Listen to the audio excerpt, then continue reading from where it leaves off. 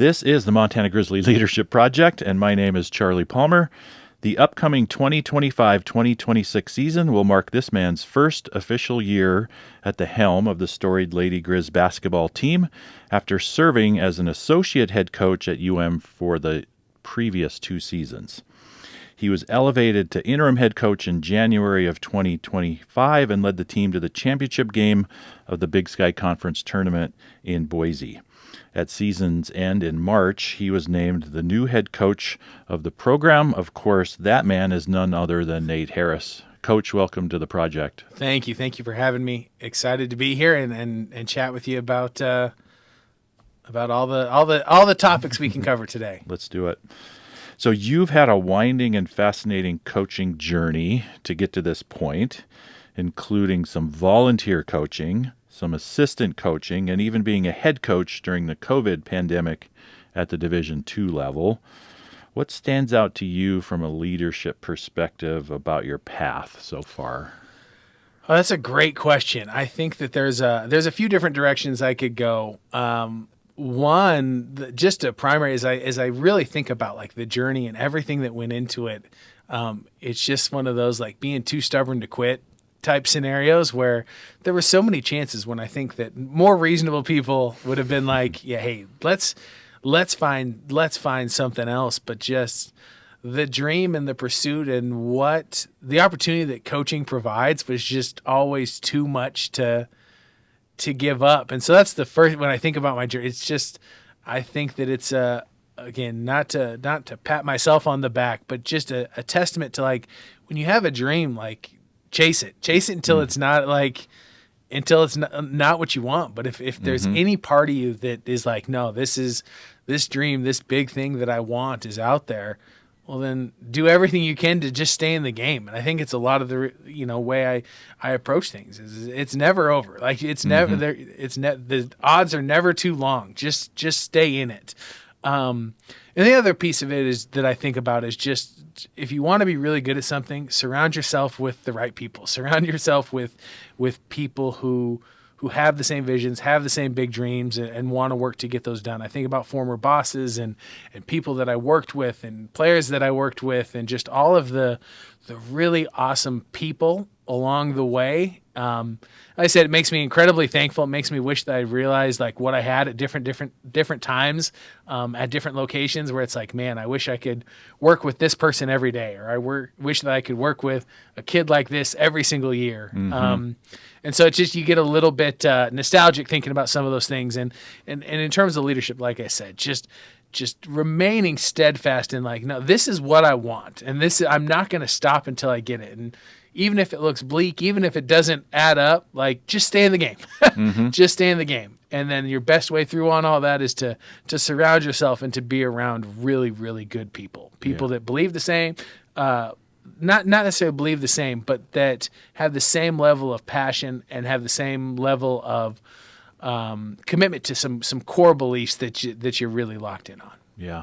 Was that dream to be specifically a Division I head coach, or was it more, I just love basketball and I want to be involved at the coaching ranks, wherever that might be? I think for sure more the latter. It's just the ability to be a part of young people's lives and to be a factor as they're in this really transitional point, and to not give up the game and to just be able to, compete and strategize and at the same time be around people was just something.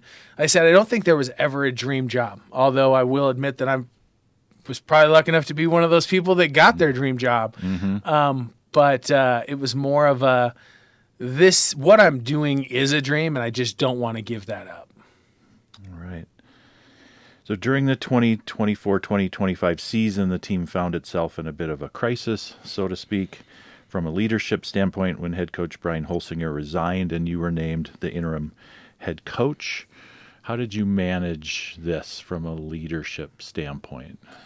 Yeah, I think... No, we don't necessarily need to get into specific details or anything, but from a crisis standpoint now, you're in charge. Yep, and I think that our focus became, how do we do right by the people in the room? And so rather than worrying about all the other extraneous things that could be out there and opinions and just all of the different things that went with it, we really turned our focus to the 14 young women on the team. I turned my focus to the assistant coaches and like, how do we do right by them? How do we take care of them the best that we can through a time that's probably weirder on them than it is on any of us, but then also put them in situations to be successful. And so we just really tried to focus on what was best for those young ladies and what was best for them moving forward. How do we recapture some of the magic and make this an experience that they want to close out on, give them a chance to be successful, but then also just try to take really good care of them through a not normal time. Yeah. What stands out in the run to Boise then? I would say, like I said, I think it was just their commitment to, like I said, to just staying in the game. And I'm a gigantic believer in that it's never over. Like, don't shut the door. Don't shut the door on yourself, on your team. Like, we started great, and then we had a stretch of basketball that wasn't very good, and we had to reset.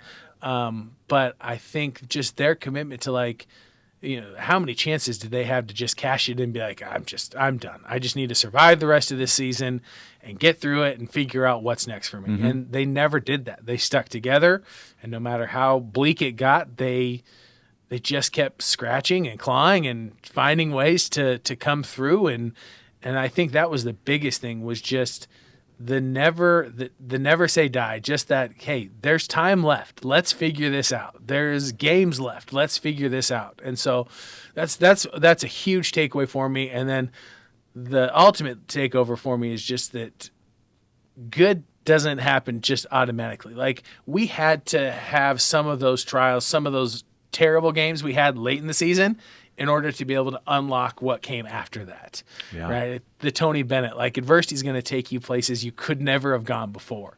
And I really believe that the terrible feeling we left Bozeman with last year after that game really enabled us to confront the fact that we have to do this better, right? Success masks all of that, like, oh, we're fine. Well, you get embarrassed. You have to confront face to face the fact that we're not doing this well, not well enough to do what we want to there. And so I think some of those perceived failures late in the year really unlock for us, like, this is what it needs to look like for us to be successful. And so I really credit our run in Boise to our ability to stay the course and just keep fighting for each other, and then also using those failures not feeling like they're fatal, and just using them as learning opportunities, and really understanding like that good can come, and ultimately probably has to come from those failures to really unlock how good you can be. Mm-hmm. We had the opportunity to chat as part of the interview process for the head coaching role here at UM, and one of several things that you said that stood out to me was a comment where you said, basically, I'm the coach of a professional basketball team. You caveated a little bit by saying a smaller professional basketball team. And that just really, really struck me. So with regard to NIL and revenue sharing and all of the changes kind of in collegiate sports, you really are a professional team. Talk a little bit about that, of what challenges that might present or opportunities from a leadership standpoint. I think that I think a lot of the challenges we're not even really clear on what they're going to be because it's so new. Like, I think there's going to be stuff that we haven't even thought of that is going to come up. But I think that ultimately the challenge is, how do you build a team in an atmosphere where it's not everything equal, everything on the same page. It's always been, college athletics has always been this weird combination. I think there's nothing quite as pure and as fun as high school athletics. I tell every recruit I ever, like, enjoy what you're doing now because it's never like this again. Your high school athletic experience is so cool and so unique and so special. And then you have this professional athletics monster that's beyond, that a few kids get to be a part of. Even in the European, it's very results driven. It's very cutthroat. It's very, you produce or you don't you don't come back. And college athletics has always been this weird like combination of the two of those things, with a lot of the support and the fanfare and the ability to build some lifelong relationships, while also there's a results piece that's very tangible and very, it's accessible right away, that you have to compete and be really, really good. I think we're probably tilting it a little more towards the professional model, just in terms of you're going to have players that are compensated differently. You're going to have which that's something that's been dealt with in workplaces for years. Yes. Since they invented work. Yeah. Mm-hmm. And so we're going to have to handle that, and find ways to make people feel valued when maybe they don't feel as valued because of dollar amounts or those kind of things. But how anyone feels about player compensation, I think that ship has sailed. Like, these young people provide value to our university, and that value is tangible, and we need to work really hard to make sure that they have opportunities to be compensated for their time and for what the value that they bring to the university. I think a lot of it just comes back to just how each coach as an individual wants to treat their roster. I've heard a lot of coaches say, "Oh, it makes things very transactional. It's this, we're missing the point of what we're doing." And I think that how you treat somebody when they get on campus is completely up to you. Whether there's extra stuff involved, like I've worked in many scenarios where I've been compensated for my time, but haven't felt like it was a transactional relationship. And so we're still going to coach our kids like what they are. They're 18 to 22, maybe 23-year-old young women who are going through one of the most formational times of their lives. Mm-hmm. And now we're going to work really hard to make sure they have everything they need, that their experience can be as good as possible. At the end of the day, we're going to hold them accountable to the things that we care about, and we're going to make sure they leave here as a better player, a better person, and hopefully ready to go attack the world. And now some of the extra stuff, like I said, I try to view it more as extra stuff, rather than the key component. I hope that we never have a young lady choose Montana simply because of X amount of dollars. Like, you should choose Montana because this is a fantastic institution in one of the best college towns in the nation, and we're going to take really, really good care of you and surround you with people that are on the same mission as you. Like, mm-hmm. That's why you should pick Montana. Mm-hmm. That's why you should come play for us, not because of X amount of dollars. If that's why you're picking here, you're not going to last here anyways. Yeah. And so I really try to make that piece of it more of an extra thing, simply because like I said, I think we're a version of a professional team, but we're not all in on that. We're still in the middle of those two worlds. I just think the pendulum has shifted a little bit closer to that professional basketball model. Yeah, we do seem to be drifting that way. Yes, absolutely. And then how about thoughts on the transfer portal? I mean, another kind of massive change in terms of the landscape. Yeah, absolutely. I think that, like I said, coaching women's basketball, I think gives me a different perspective. I think if I coached football or even men's basketball, I'd have a much different perspective, because maybe the dollar amounts and just the way things are going in those sports have really drastically changed rosters, and that kind of stuff. And I think that goes back to kids having the flexibility and the opportunity to pursue what they think is best for them. I don't know that that's the worst thing in the world, but having the ability to never have to go through hard things, I don't think that's the best thing for them. I think that there's value in both. And so I think that's where recruiting kids and making sure they're coming for multiple reasons, and being very clear on the front end of, like, don't come here expecting a perfect experience. Please, like, that's not college in any way. Nobody's going to come here and have a perfect experience. College athletics really is, it can almost be a battle of attrition. Like, can you just survive the hard things to get to, mm-hmm. to get to the good stuff? And so, like I said, I don't think the transfer portal is going anywhere. We work really hard to recruit our kids, be really open, authentic, transparent with them in terms of, this is what your experience is going to look like here. I want you to have in recruiting, I say, I'm not here to sell you anything. I'm here to make sure you understand who we are, what we do, and how you specifically fit into that. If you understand those three things, your experience here is going to match, and you have a better chance of being here for a long time, even when it's hard. If those are the things that resonate with you, great. Like I said, I think when kids make decisions for any variety of reasons, it creates, and they don't get what they expected in the recruiting process, it creates opportunities for them to to leave, which then the transfer portal has made that process easier. Which, like I said, I think is both a good thing and a bad thing. Yeah, like I said, it can be both. Yeah, kids having options, that's never a bad thing. To do what they think is best for them, that's not a bad thing. But never having to embrace adversity, that might not be the best thing for any one of us. Like, there will be times when you just have to face it head on and understand that the good stuff might just be on the other side of it. Yeah. Yeah. Growth comes when we get pushed out of our comfort zone. Absolutely. You have a very capable group of assistant coaches, and obviously you came from those assistant coach ranks, even from here. And you have to lead these folks just as much as you have to lead your players. So what's that process like for you, and how do you see your role in developing your assistants? Yeah, I think ultimately that's what I want.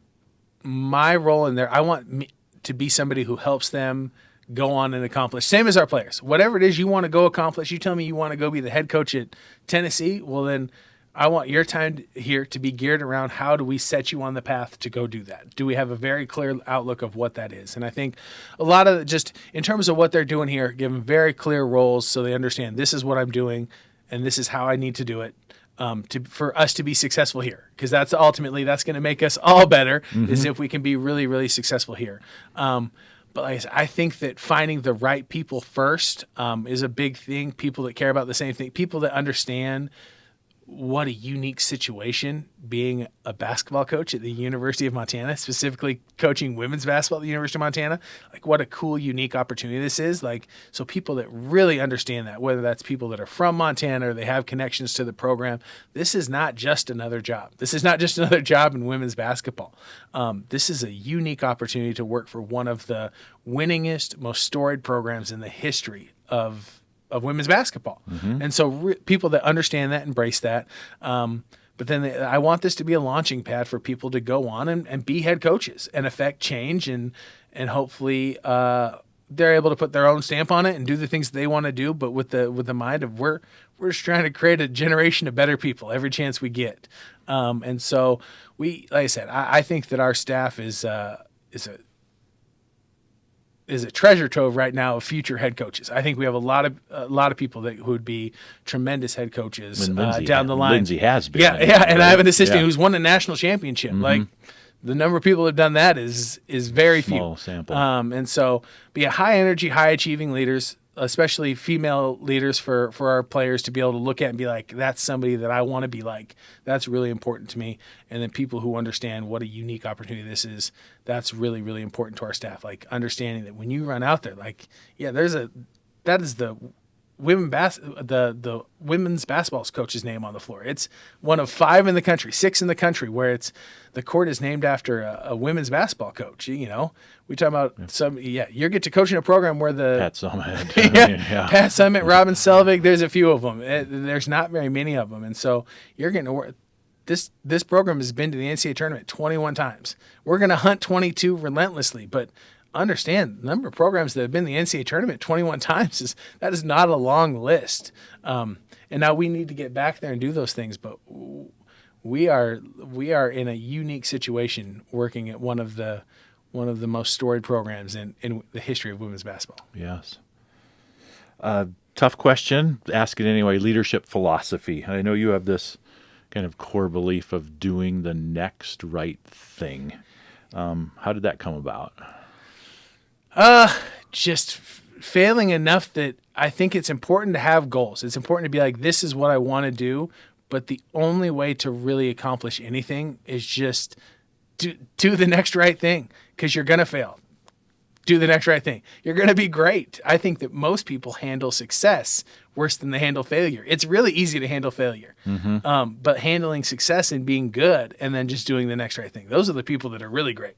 When you can have some success and not let it make you lazy, not let it make you complacent. And so I just, in terms of the broadness, there's so many ways and approaches, and to boil it down, like I said, to make it as simple as I can for a guy like me, like, if you just focus on doing the next right thing, whether that's in playing, whether that's in your life, you're going to be all right. Like I said, I think we need to dream big. But if you're going to dream big, you got to work big. But the only way to do any of those things is just to get to the next moment, and focus on what's right in front of you. Yeah. How do you know when to do the next right thing, or how do you know what the next right thing is? Yeah, I think that, and now that's where, for our team, that's my job to set the pace on that for a lot of them and help them and give expectations and very clear expectations and roles so people know exactly what they're getting. I think a big piece of that for us is we really try to communicate transparently, consistently, authentically, because I think that communication, if you do what you say, and you say what you mean, if you do that over and over, if you're consistent over and over, people trust you. And when people trust you, you can hold them accountable. But it starts with communication. I think, like I said, we work really hard. And I think that what goes unsaid can oftentimes, especially with the more recent generations, just snowball out of control in terms of just communicate, even if it's not great, because what they're thinking is far worse than what you're going to say. So we try to, like I said, be really aggressive in our communication, and not like in style, but just in times of over communicate stuff, because that communication, like I said, builds trust. And when people trust you, that's when you can really do great things. So that's my job as a head coach. Now, in terms of me, I've had a lot of great mentors. I don't want to stand on anyone's shoulders and call myself tall. I've had a lot of great people in my life help me figure out what it is that I believe in. But that's then my ultimate thing is you've got to be yourself. And so trust your gut, work really hard to be educated. But then when you make a decision, make a decision. I think people spend all of their time, is this the right decision? Is this the right decision? Make a decision and make it right. Like, make it right with your work, with your communication, with your effort. Like, we're going to make mistakes. I'm going to do something completely boneheaded today. I guarantee it. And admitting that, bouncing back, like that's the process. Like, make a decision, make it right. Didn't work? Okay, make it right. And just go back to doing the next right thing. Yeah. And so it's just a little bit of staying active and never being afraid to admit you came up short, or that was wrong, so we're going to make it right. Try and fix it. Yep. Yeah. Thoughts on the upcoming season? Really excited about our team. I think we have a really high talent level. I think we have a really neat collection of young people. I think it'll come down to, I just actually had one of our players, got back, was in the office, and I said, well, if we figure out how to defend in October, we'll be good all year. If we don't figure out how to defend until March, we won't be good until March. I think that we have a team that needs to figure out how gung-ho and all in you have to be on the defensive end of the floor to be really good for us. And then just how committed you need to be to giving everything you have to this brief thing we have. I know we look at it on this front end and we're like, oh man, we got 7 months coming up. I'm telling you, it will be gone in the blink of an eye. We have this fleeting moment to come together as a group of 20-ish people, coaches, players, all that kind of stuff. This fleeting moment to do something great. And so the faster you can get rid of yourself and bought in on what's best for the group very quickly, the better off we'll be. Yeah, I think that's a great way to end it. Coach, thanks for chatting with us today on the Montana Grizzly Leadership Project. We appreciate you taking the time to do it. We know how valuable time is, especially for D1 head coaches. So we will catch you next time as we continue our discussions with other coaches and members of the UM Athletic Department. Oh, thank you so much. I really appreciate you having me. Love the chance to sit down with you. Thank you. Thank you.